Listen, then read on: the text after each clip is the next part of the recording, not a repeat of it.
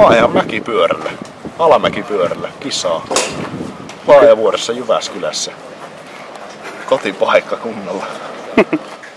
Mun mielestä ihan tosi hyvä, että kaikille junnuille ja muille että niitä tuetaan, koska silloin kun mä olin junnu, niin ei hirveästi tuettu ketään ja kaikki sai tehdä itse ja muuta. Niin aika siistiä. Ja siinä on fiilistä paljon enemmän junnuille, että ne saa heti tavallaan semmosen niinku oikean reisinkin fiiliksen siihen hommaan.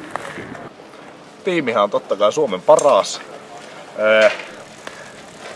Tiimi ajaa Kona-pyörillä eli universumin parhailla polkupyörillä ja sitten Grassrootsin ideana on 3 vuoden aikana valita niin kuin nopeimmat kuskit joka maasta Euroopasta maailmalle ajamaan.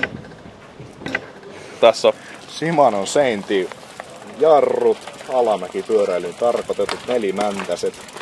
Ehkä parhaat jarrut mitä saa mäkipyörään tolla hinnalla. Paras hintalaatusuhde. Rocksoxin Boxer World Cup ilmakeula. Kevyt, hyvä. Tarpeeksi hyvä Suomen mäki. Tää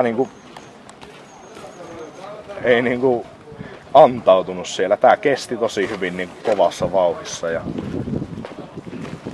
helvetin hyvä.